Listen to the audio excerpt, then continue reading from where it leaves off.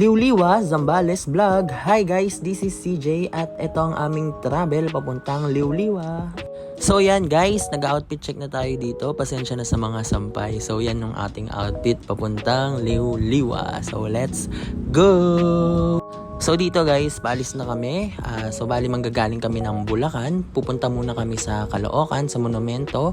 Punta kami sa Victory Liner. Doon kami sasakay papuntang Iba, Zambales. Yun yung sasakyan namin. Pero ang baba namin is San Felipe. So dito na kami nagkita-kita ng kaibigan ko. Yan si Jorik. Galing Pantarlac yan. So yan, nag-stop over muna kami dito sa mini stop habang hinintay namin isa namin kasama. So yan na isa namin kasama, si Andrews na late. Late siya ngayon. So dito, nasa Victory Liner na kami. So nag-CR muna kami saglit habang si Andrews, yung kaibigan namin, bumili na ng ticket. Kasi anong oras na yan, ang start ng unang labas ng bus pa Iba ay 5 AM. So yan, nakasakay na kami dyan. At hinihintay na lang umalis ang aming bus. So yan guys, paalis na kami dito sa Caloocan, sa Victory Liner, papuntang Zambales.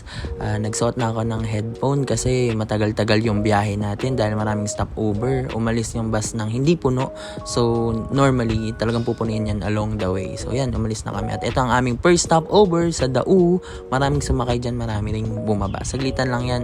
Kumbaga CR break lang yan. Then umalis na rin agad yung aming bus. Let's go! So dito guys, nakita na namin yung magandang view, magandang dagat. Yan yung aming talagang gustong-gustong makita. At syempre ako bilang mahilig ako sa bundok, sa dagat, yan yung mga gusto kong nakikita. Sobrang ganda ng view, ang ganda ng Sierra Madre. Wow, wow, amazing. So yan, pag ganyan, malapit na kayo, nasa Zambales na kayo pag ganyan yung mga view nyo. Sobrang ganda, as in guys, sobrang ganda.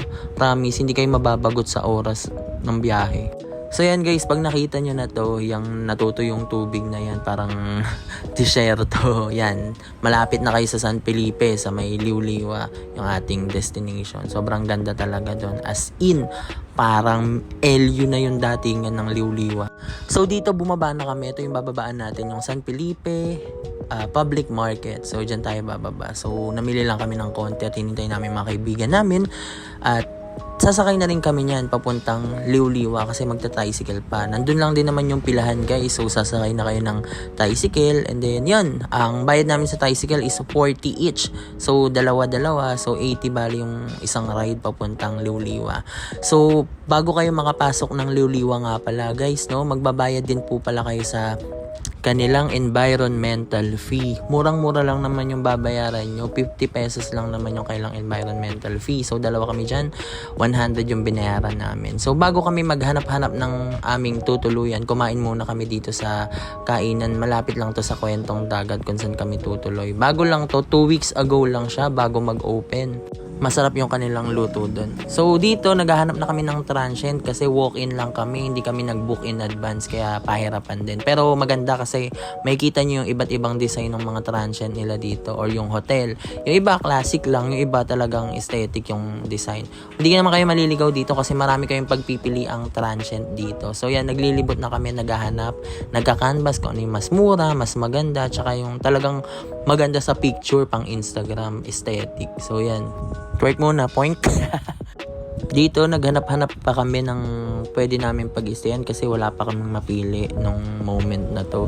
Kaya, nadaanan na din namin yung dagat talaga. Maganda naman siya. Normal na beach. Hindi siya white sand. Pero, kahit pa paano, maputi naman yung lupa. Nakikita nyo naman. Maganda pa din. At malinis yung tubig. Yung iba kasing tubig, lalo na yung mga malapit sa Manila Bay. Medyo makati talaga siya. Dito, kahit pa paano, maganda-ganda yung tubig. Hindi masyadong makate.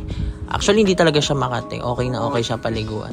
So yan guys, naglalakad pa rin kami dito sa beach. At guys, sobrang ganda ng dagat. Nakaka-amaze. Sobrang aliwalas at napakasarap pagmasdan, lalo na yung sunset dyan.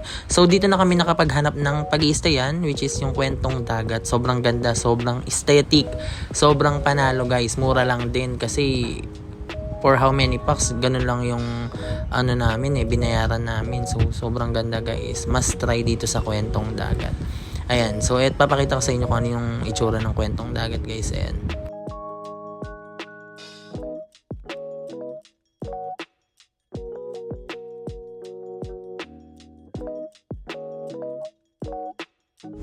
dati nakikita ko lang to sa TikTok. Sobrang ganda ng kanilang campaign, marketing. Kaya nung nagpunta kami dito, grabe, same lang din, napakaganda pa din. So, uulitin namin to kasi ang ganda-ganda dito sa Kwentong Dagat. So, ito yung room namin. Double deck, tapos may isang bunk bed din sa ilalim. Sobrang ganda. Maganda rin yung CR, guys. So, ito papakita ko sa inyo yung aming na-videohan na isang maikling clip lang dito sa Kwentong Dagat. Pati yung hallway nila papuntang dagat. Sobrang ganda, guys. So yan, dun nga pala sa left side guys, may restaurant din sila, no? Sobrang sarap din ng pagkain. Libre ang breakfast dito, porridge, coffee and bread. Sobrang sarap. So yan na yung pintuan papuntang dagat guys. And then yan na, sobrang ganda yan yung bundok guys. Must try guys. Again guys, thank you for watching. Napakaganda ng dagat guys. Bye.